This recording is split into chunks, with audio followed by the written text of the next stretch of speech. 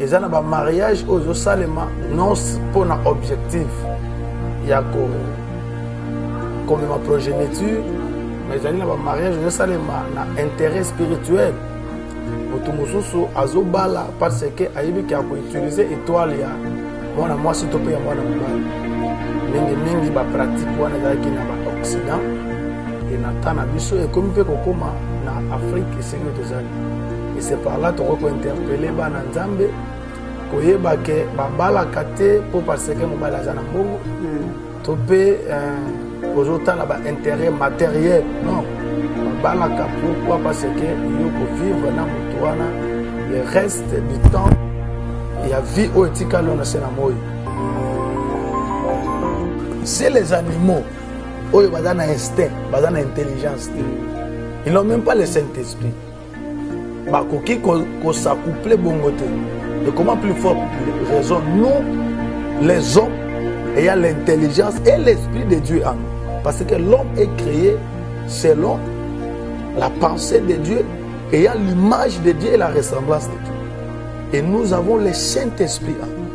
Comment devrons-nous arriver à ce moment-là? Il faut s'accoupler homme, moi c'est Mobali. Ça c'est pire et simple de nous. Moi ce que je condamne à nos frères catholiques, quand ils ont entendu l'air numéro 1, c'est celui qui les représente, dire de telles choses, en réalité ce qu'ils devaient faire c'est de quitter ça. Moutouaza ou Kangama dans l'église, Kimbangiste, non seulement pour Kimbangiste dans la vérité, mais que non, intérêt dans les anakati. La carte église catholique, les gens qui savent peut-être que non, pas passer les macambo, ça nous amène à la mort. Mais à quoi que l'on voit, pourquoi? Parce que à Kangami Kuna, papa le Kinabango, Azalaka directeur, Bana Nabango Atanga Kofile, ne corona passé pour Azal. On a déjà sous Moutoua Kangami la vérité, mais Kangami par rapport à l'intérêt charnel. Mais les apôtres, bazalaki ko kangamana Yesu, non pour l'intérêt charnel, mais pour le salut na bango. OK. Le pasteur Godet, l'église de Dieu n'est pas un lieu de théâtralisation. C'est vrai? Oui. L'église n'est pas un lieu de blague. Et surtout la chair n'est pas un lieu de rancune. N'est pas un lieu de questions de réponse. Non. Dans cette église, venez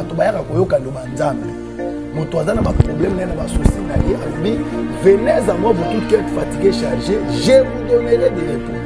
Tant que vous êtes dans l'église, vous êtes côté de salut, vous êtes côté de attends, vous avez problème, vous êtes soigné. Vous avez réglé la charité. Vous avez séparé la malheur, au de la chair. Au comme vous fondez, vous avez moment où vous avez tout dans la chair.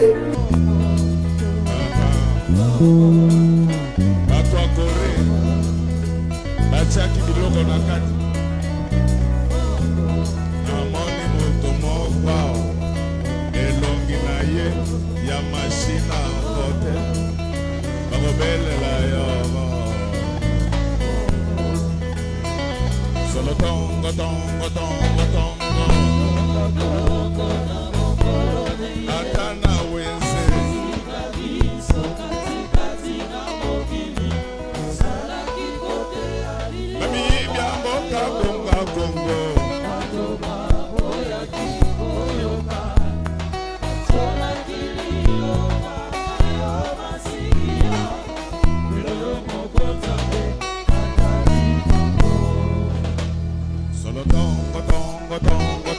Bwana Lidi Manzo TV nyosu ezapre. Yoza na détail pour nini pour s'abonner massivement na Lidi Manzo TV. Yawana bingi s'abonner massivement tout ça na biso nyosu tout. Awa ba théâtre bien zadi, ba film bien zadi, ba émission bien zadi. Awa zadi kodakima. Merci na chaîne, merci na cordon, merci na dirigeant, tout le monde ici. Nega Bible Lubaka sa chercher venir aux années comme il faut même. Bisognosu, tu as que s'abonner massivement na Lidi Manzo TV. J'avais à Adoïb, c'est à Banabas. Ne pleurez pas pour moi, ne pleurez pour les enfants et ta femme. Wana soyi na Bapouk, au Kitwana na Oyi, à Bapouk Adoïb, c'est Lipsic. Car Dieu s'est mis de moi, saisonné son fils, afin qu'il ait pour lui de participer et la vie éternelle. Tous abonnés massifs. Bienvenue na bande nyonso ya Lidi Manzo télévision comme habitude dika ndingi zalaka. Merci na bande nyonso bazali kolanda biso, bazali kotinela biso ba suggestion na bango tolobelaka yo po moni ko na sujet moko ya bien olingi pasteur à le plateau prophète komela biso benga biso tokozanga te pona tolobela sujet na yo toza pona bino. Sans plus tarder na pesi boss ya chaîne abiso Lidi Manzo bambote belenzambe apambola yo na ba opportunité oyo ozali kosala de façon que basela nzambe balekaka pona côté ya libota na nzambe. C'est une bénédiction d'abord pour toi. Sans plus tarder lelo toyambi moumbu na nzambe oyo abengami na kombo ya pasteur homme de Dieu Levier Lukula yende toyambi lelo aeba ko partager na biso sujet moko ezali très délicat na sûr que beaucoup bénéficier na monsieur Nzambe. Bonjour. Bonjour. Est-ce que vous pouvez se présenter na bande ko nyonso bazali kolanda biso? Merci ngai yangwana déjà lobby Levier Lukula Abraham naza mosala Nzambe na kati na église El Betel esika oyo tozali toujours vrai kati na mosala na Nzambe tomoni présence na bino kati na biso toza vraiment na esengo mpona considération bopesi biso na kati na lelo. Merci pour la considération na yo oyambi biso na motema ofongama. Pasteur, sans plus tarder tozali directement ko basé na sujet na biso lelo tozoyoka ba pasteur bazobala plusieurs femmes ndeti pasteur kasi lelo tomoni na 12e femme nebite point de vue na yo. Est-ce que mabala ngo ezaka selon la Bible to ezaka ka ko seplisaka ka mokili to koma? Alors libala ezali parmi ba institution oyo Nzambe apesi na biso ba recommandation ya Nzambe. Nzambe alobi ezali malamu te ke mutu azala ye moko asalelaki mutu molongani na ye o babengi na kombo ya Eve pour azala na ye esika moko ba vivre ensemble. Alors mariage est beaucoup plus na objectif ya bato bako kisamokano ya Nzambe parce que ye alobi ke bokende na mokili bobota botonisa mokili. Alors mais dans ces derniers temps ezana ba mariage ozo salema non pour na objectif ya ko comme ma progéniture mais ezali na ba mariage ozo salema na intérêt spirituel. Motu mususu azobala parce que ayibi ki ako utiliser étoile ya mwana mwasi to pe ya mwana mobali mingi ba pratique wana ezalaki na ba Occident et na tana biso et comme pe kokoma na Afrique c'est que tozali et c'est par là toko ko interpeller ba na Nzambe koyeba ke babala kate pour parce que mobali azana mbongo to pe ozotala ba intérêt matériel non babalaka. Pourquoi? Parce que yoko vivre na mutuana le reste du temps il y a vie au etika lona sena moi. La vigueur d'un homme c'est plus à l'âge ya kobanda 25 même à 50 quelques d'âge où mobali azalaka vraiment na vigueur sur le sens peut-être il y a kozala au lit avec sa femme et puis au top. C'est ça. Alors ce qui peut-être que a commis déjà quoi avancer na ba âge plus mata plus la force diminue. Alors maintenant on peut remarquer que une fille peut-être de 16 de 18 20 azana na ba sensation plus katnaye. Alors si le monsieur n'arrive pas à lui satisfaire, voilà. Ce sont des choses oyo et botaka ba infidélité na kat na couple et ça ne sera pas vraiment intéressant. Okay. Alors d'ailleurs la Bible nous dit que l'homme plutôt ait sa femme. Que l'homme ait sa femme. Ce qui okozala na moi aussi na yo en tout cas c'est possible de bâtir un couple oyo ezaya malamu pour l'avenir plus ya bana. OK. Vous voyez que même na kat na mboka na biso awa difficulté mingi ezali na biloko ya succession. Pourquoi? Parce que le papa avait plusieurs femmes et après ça crée toujours des problèmes. C'est ça. Mais si peut-être que non, le papa avait eu seulement une seule femme, na bana wana tout bazaka issu ya maman moko, il y a peu de mal, il y a peu de problèmes vraiment na la société ya bon. Alors voilà pourquoi il est conseillé aux enfants de Dieu d'avoir une seule femme pe ya ko demeurer na bango bongo. Et d'ailleurs même na kati ya mokana nzambe na monter et lobby malamu que pour les évêques ba o balingi ba kamba ngoma nzambe et bongi bazala na azala mari d'une seule femme. Biso bana nzambe, ce qui nous intéresse le plus c'est le salut. C'est le salut, voilà. C'est peut-être Bible lobby que moto na moto aye pa na nzambe le lenga jali. Si peut-être que l'évangile t'a trouvé en train il y a que vivre vie, il y a polygamie. En tout cas, c'est difficile de dire à cette monsieur, à cette dame de se séparer. Parce que Bible dit que personne ne sépare ce que le Seigneur a joint. Mais si l'évangile te trouve étant célibataire, c'est par là que tu dois faire ton choix. Et c'est avantagé. La Bible nous a laissé ce que nous appelons le libre arbitre. Nzambe atini garabatu makasi c'était que salelanga. Non. Le chemin est ouvert. Il y a des chemins, c'est à toi maintenant de choisir. Mais il nous conseille que non, tu as la ponanzela. Mais ce que pour le bic que non, ça c'est toi. Mais il est conseillé, il y a cause là, na moi simoko. C'est plus avantageux que aux anabasi.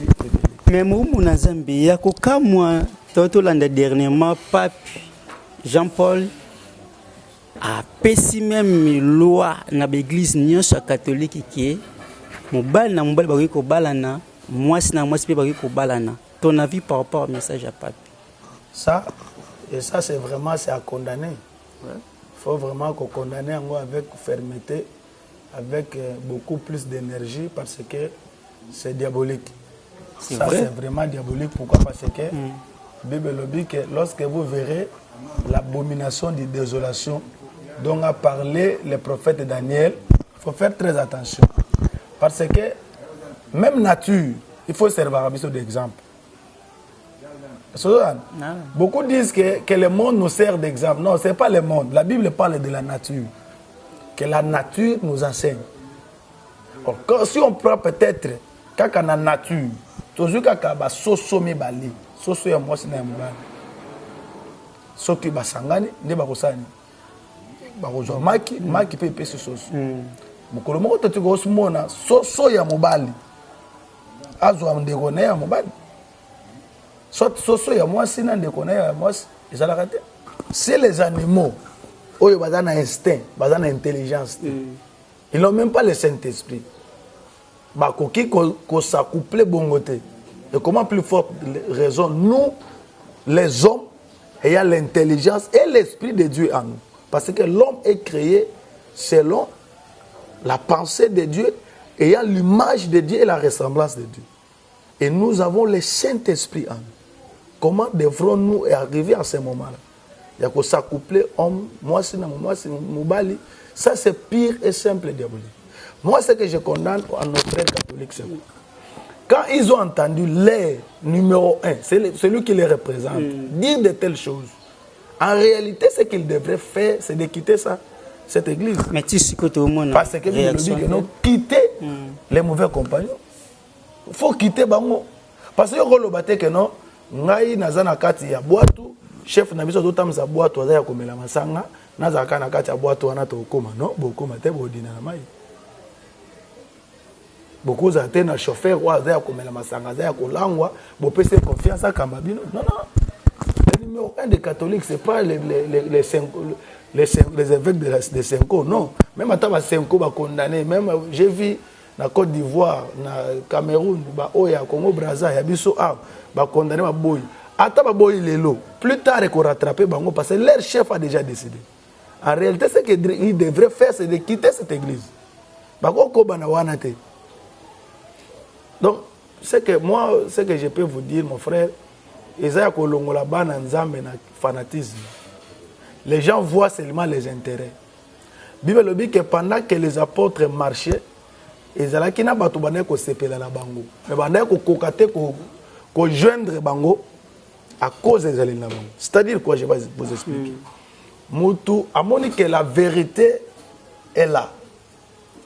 Mais il est accroché toujours aux mensonges ou aux hérésies. Pourquoi? Parce que dans ces hérésies, dans les mensonges, il y a son intérêt. Par exemple, dans les églises catholiques, il y a aussi des lois qui les ont régis de sorte que Batunion surtout Oyo, Basalaka na ba église, na ba école, na ba école catholique, il faut avoir un catholique. C'est ça là. Prenons l'exemple de ce que mon enseignant. Sa vie à dépendre d'une église. Aza directeur, aza peut-être enseignant ou consul comme ya bongo. De ce qu'ils ont moussala, ils ont profité de la religion. Aujourd'hui, dans l'état où je vous dis, même dans le gouvernement, il y a aussi des quotas de confessions religieuses. Ah, et quotas. On a payé quotas. Est-ce que vous comprenez? Il y a des quotas de confessions religieuses. Moutouaza ou Kangama dans l'église, Kimbangiste, non seulement pour Kimbangiste dans la vérité, mais que non, intérêt dans les églises catholiques. Les gens qui savent peut-être que non, pas passer les macambo, ça nous amène à la mort. Mais à quoi que pourquoi? Parce que à Kangami Kuna, papa le qui n'a pas un directeur, bana n'a pas attendre à conférer l'école, on a passé bon à Zakuna. Wow. On a déjà sous muto Kangami la vérité, mais à Kangami par rapport à l'intérêt charnel. Mais les apôtres, bazalaki beaucoup kangamana Yesu, non pour l'intérêt charnel, mais pour le salut na bango. Vous allez remarquer que tant que Pierre a sa multiplication, non, a sa pêche miraculeuse. Jésus lui a demandé pour lui dire, même tu plus que ceci. Ceci là c'est quoi? C'est les poissons. Parce qu'il a abandonné l'œuvre de Dieu. A zongi na kati ya pêche. Tant que zongi na kati ya pêche a péché, boutou mobimba a zoué loko. Jésus est venu le matin pour na koyebi c'est que bois kandobo. A poussé munyama na ye na se na mai a zoué. Tant que zoué mbisi belé, a beni ba voisin ba ye ba ébéi. Et quand il a reconnu que c'était le Seigneur lui a posé la question. Même tu plus que ceci. Olinganga kolega biloko yo. Biloko ngo zaini bambis. Et la Bible nous dit que Pierre a abandonné ses poissons pour suivre Jésus. Alors aujourd'hui, maintenant, les gens ont cette difficulté d'abandonner les poissons, les richesses, le travail pour suivre Jésus. Mais nous remarquons que non, Matthieu a abandonné son travail. Matthieu a abandonné son salaire. Mais quand il a vu le Seigneur, il a quitté. Mais bien aimé, il faut quitter. Quand tu vois qu'ici il n'y a plus Dieu, il faut quitter. Quand tu vois par exemple, ça je prends ça entre guillemets. Excusez-moi parce que moi je n'aime pas beaucoup plus citer les noms des hommes de Dieu. Mais il y a un homme de Dieu à Kinshasa que nous connaissons bien. Je vais citer quand même son nom parce que au nom de l'élégance. Mais avec beaucoup de respect. Parce que moi aussi, personnellement, j'ai beaucoup de respect des hommes de Dieu, aussi particulièrement à cet homme de Dieu-là. Le pasteur Godet. L'église de Dieu n'est pas un lieu de théâtralisation. C'est vrai? Oui. L'église n'est pas un lieu de blague. Et surtout la chair n'est pas un lieu de rancune. N'est pas un lieu de questions de réponse. Non. Dans cette église, venez à moi, vous tous qui êtes fatigués, chargés, je vous donnerai du repos. Tant que tu es dans l'église, tu es côté à tu salues, tu es côté à attends que tu as problème de soigner. Tu as réglé la cherté. Tu as fait un malheur, tu as haut de la chair. Tu as fondé un moment, tu as chair. Et les gens ne quittent pas son église. Pourquoi? Parce que après ça, qui peut prendre cette courage? C'est que non, papa, ce que tu es en train de faire, tu es notre Père, au nom vraiment de la parole de Dieu. Est-ce que vous avez passé besoin de conseiller? Pasteur congolais va conseiller. Ah bon? Il peut faire n'importe quoi. bayoka même mabe yangoyo akoyoka te soki alobi likambo na ye etikali bongo et puis to mona ba fidèle ba beta maboko ba sepela baza collé na ba intérêt baza collé un protocole est collé aux intérêts parce qu'il y a des je ne peux pas citer les noms na kati église wana soka asisi ko sala protocole na ye na soka ba pesa $5 et sauvé de moyembi ya bino soka asisi ko yemba ba pesa $100 et sungi il vit de ça. OK. Avec que na relation ya pasteur ne ya zo musala. Na relation ya bonde isala esunga yi. Adoka ta pasteur asali ndenge nini ya kolongwa te. Parce que yi akangami te na miracle. Akangami te na muto asala ka miracle mais akangami na miracle. Donc il faut s'attacher à la personne qui fait le miracle. En tout cas. Est-ce que vous comprenez? Na comprendre. Voilà pourquoi on demande que les évêques de Chenko basali une déclaration na bango oui. Tu as appuyé déclaration na bango mais l'objet est rattrapé bango kaka. 10 ans, 15 ans, 20 ans plus tard, bah, on a choisi. Parce que quand il dit qu'il faut le faire hors liturgie, non, ça engage toujours l'église. Un prêtre catholique peut-être de telle paroisse, tant qu'il ne ça là, même si c'est hors liturgie, hors cadre de l'église, mais il engage toujours l'église. À part on a bien un corps de Christ par rapport à la réalité, à l'abomination de ce monde, comme je venais de le dire, à part on a vu ça, ils allaient kakayako, réveiller conscience, il y a bande qu'on a vu ça.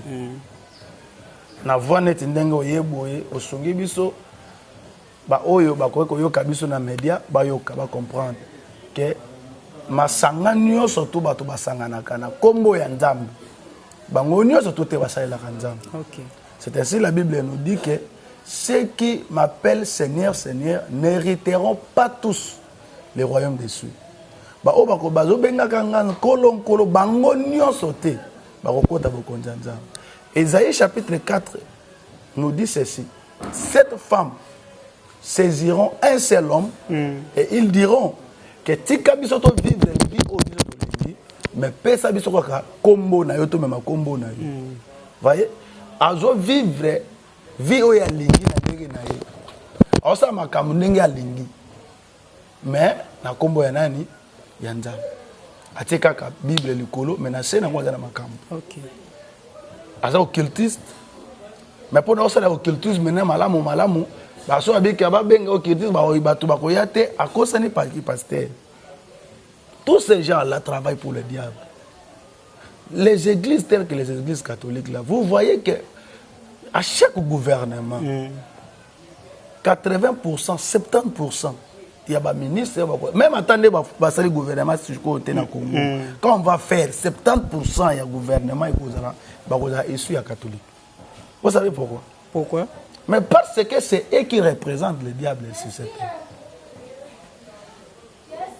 Et quand leur représentant a eu une telle décision, il n'y a que l'homosexualisme est accepté, béni dans l'église. Parce que l'église est balisée à tout. Je sais. L'église est pambola. Libala et ça les makawapi. Na commune. D'abord na famille et puis na commune. Et puis na commune, légaliser en gros, boyer na l'église, bo pamboli. Parce que la Bible dit que le mariage soit honoré de tous. Alors, quand maintenant vous acceptez, il y a ko pambola libala, il y a mobali na mobali. Qui a perçu la dot? Yo zana mwana mobali. Siko mwana mobali musoza yeke na yeko bala mwana mobali. Yo pe papa ndimi. Non. Soko ndimi te siko kuna sangwa ko pambola ndeni. Parce que avant pambola kuna photo ni banka okenaki na famille. Na famille c'est opesaki. Opesaki biloko basengaki. So yo retourna nani. Nana hotel mana pour témoigner. Voyez que vous êtes en train de travailler pour les diables sans le savoir. Et Moukane à Romain et Lobby.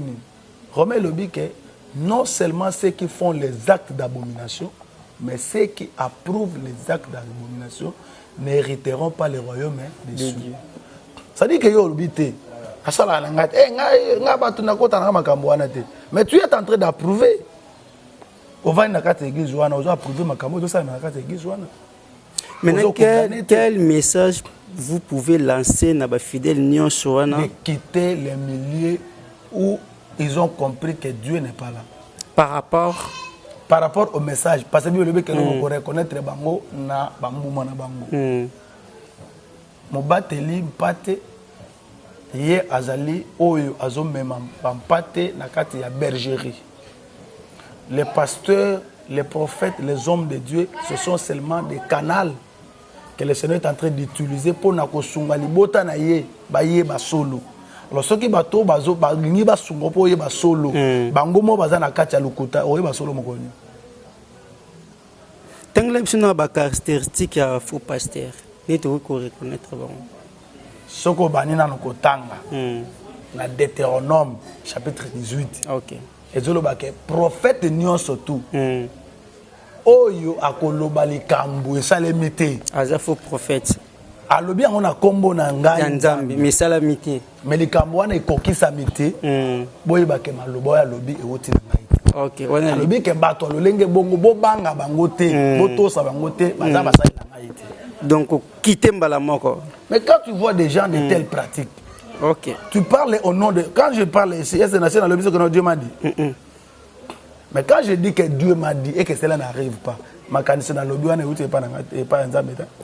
Et ça, sentiment, et si ça devient des coutumes, ça veut dire que soit c'est moi qui est dans la fausse. OK. Yami Bali. Mais écoutez, peut-être ça peut arriver que tu prophétises, cela n'arrive pas. Mais quand ça devient une coutume, ça devient comme ça. Il faut faire attention. OK. La deuxième des choses, Bible dit que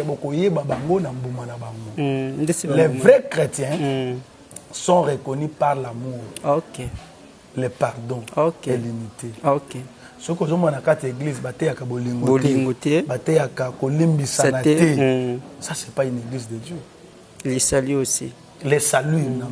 Non, il peut fleurir sur les saluts.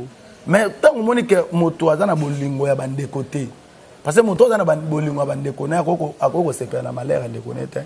Même ceux que vous appelez les ennemis. La Bible nous recommande de prier pour nos ennemis. Mais tant que que l'église ba boa keli moto mboto, bo boa keli bango moto, ba nai nous boa keli moto. Pour batora bazalo kwa bato lokwa. Bible beto na patience pour bango boye bioto za nango bango pe lobi ba komanda. Tu comprends? Pour eux, que moto azamoto na nzambe te ya solo, ba caractéristiques, ba critères ezali ebeli. Na kati to mo na nzambe bongi to monaka na bilili na internet mo na nzambe ayambi musicien profane akotoa kaye est-ce que bango pe o monela ni na sens wana? Te quand vous parlez il y a ba profane, ça ce sont des termes trop durs. Ces gens-là sont nos frères. Non, ils ont un terme. Non, ce terme-là n'est pas approprié.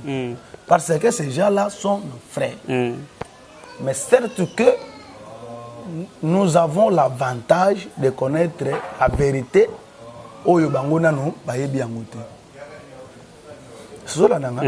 Colossiens chapitre 2, verset 2 à 3. Il faut Zambia Sungayo. Pour y avoir mystère en Zambie, pour y avoir Christ, pour que le Seigneur t'aide. Ce qui est en Zambie, pour y avoir 2 Corinthiens chapitre 4, verset 3-4, que tant que Moïse va dans la voile, mais si il y a Christ voile le long, il faut Zambia Sungayo pour voir le long. Pour comprendre. Bande koana toko boa que le bango moto te. Ce qu'on a la chance, soit il y a la chance, il y a courtoyer, ce que tu dois lui dire, c'est que Nzela ou d'autres tambola, ils ont un côté. Mais ils allaient là yo. La bolingo cause la kisaye. Mais tous, il y a côté yayi. Atika mabe. Ce que azotika mabe te, a okoka kovana na yote. Mais pardon, a okoka kovana na yote. Parce que motumabe akimagaye moko. Mais ce qui va commis baninga, c'est que waza ba yebani. C'est vrai. C'est que ba yebani. Mais ce qui peut-être que yo zama be, ngana zama malam. Tozo vendre sika moko, soit ngana ko influencer yo o komi malam. soit yo kokima. Pour ça on a posé une question au lobby bien qui yo ote mais presque la majorité tout le monde a ba na lobby qui ba musicien ou to bengi ya mokilitaire mo ozolingate wana bazo kotoye basela nzambe mais tout le monde a changement mo te ba continuer na misa na bango parce que bango bazo bête équipe moko baza na même sac.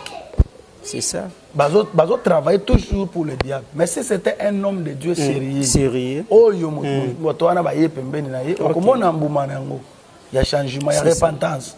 Parce que on a beau ko benga bango profane, pourquoi? Parce que l'apôtre Paul que nous connaissons aujourd'hui, qui est devenu un grand apôtre, il était d'abord qui? Le persécuteur de l'église. Bato yo babomaki Étienne. Il a approuvé la meurtre d'Étienne. Il était là, tout petit, azosimila bato wana nini bilamba. Mais par après, dans le chemin, il y a Damas, il a rencontré le Seigneur Jésus. Il a rencontré le chemin Jésus et il est devenu apôtre. C'est par là dans l'ingité obenga bango ba profane. C'est comme si que bango bazali bato yo bakoyi ko bongo na te. Non, baza bato. Mais sauf que nous avons un avantage à mais ceux qui bango bazungolo ko posa na pena musala nzambe, il faut musala nzambe alaxa bango lumière directement pour sunga bango. Mais ceux qui musala nzambe asali yango te, c'est lui azandeke moko na bango. Merci Moumou Nzambe. Tokomi presque na suka ni biso ko un message à ko lancer na corps du Christ par rapport à la réalité toujours le canon. Nga na sepeli ndengo ye na sepeli makashi parce que des fois les occasions nous manquent pour nous lancer message au le message à lancer plus dans l'église. La caméra. OK, merci, dans l'église corps du Christ. Parce que ici nous sommes dans une église locale. Mais là j'annonce le message à l'église corps du Christ. Et c'est quand je beaucoup causal partout dans le monde. Ceux qui ont monique et yamba ecclesia oyo yozo sangana ezali na bonzambe te kati na yango na kati ya bakambi na bango longwa na kati na ecclesia owana parce que ekomema yo na kati ya libulu. Il n'y a pas une église qui va amener les hommes ou les femmes au ciel. Église comme batolo les alakate église alaka nzela. Maintenant ce qu'on se monnaie de nzela ngo eza ya malamu te. Au continue kana nzela wana. Il faut quitter. Il faut quitter. Parce que quand tu as compris déjà qu'il y a déjà un danger dans Zéla, on continue dans Zéla, on kangami, non, au même manakati yamabe. Reconnaître que Matthieu a gagné mbongo. Mais malgré intérêt, quand il a eu l'appel de Jésus, il a quitté même son travail. Un papa responsable, tu acceptes ta fille à un mariage mais tu sais que moto nazo balisa na mwana nanga aza occultiste aza mutumabe aza non Bible bi marge olia malamu olia lipa ya kokauka na kimia ke olia misuni ndako etoni na misuni na kati na tourment et nous devons accepter ce que Moïse a accepté. Qu'est-ce que Moïse a accepté? Il a accepté de souffrir avec le peuple de Dieu. Il a refusé d'être appelé le fils de la fille de Pharaon. Il a accepté d'être appelé le fils d'Israël. Parce qu'il voyait l'invisible. Or, la gloire est dans l'invisible.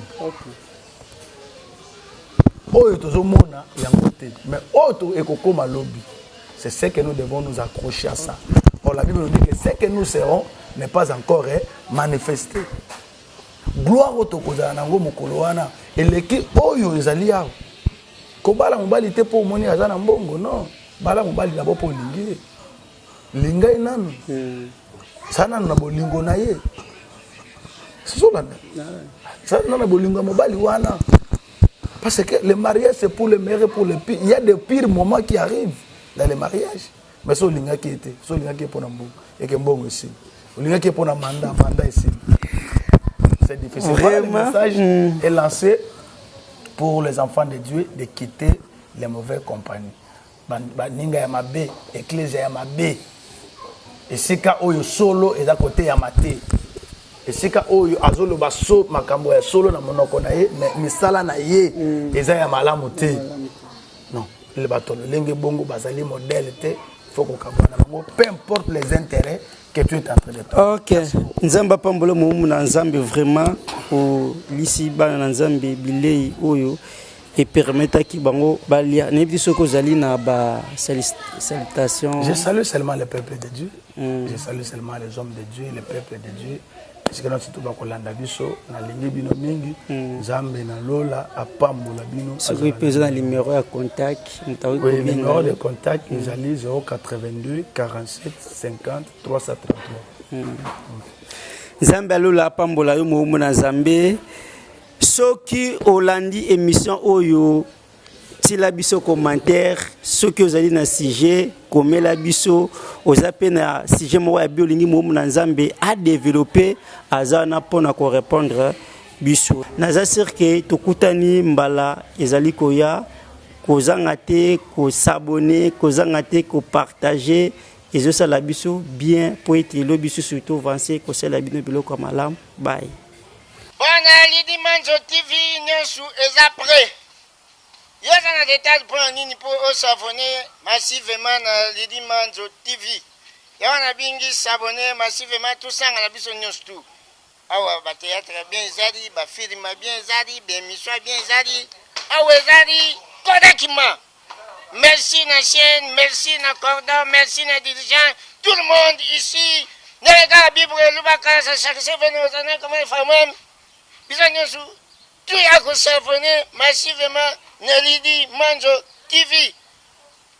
J'avais dit à Adoïf à Banabas, ne pleurez pas pour moi, ne pleurez pour les enfants et ta femme.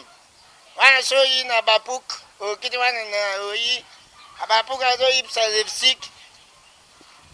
Car Dieu s'est mis de moi, saisonner son fils, afin qu'il ne pour lui de participer de la vie éternelle. Tous s'abonner massivement.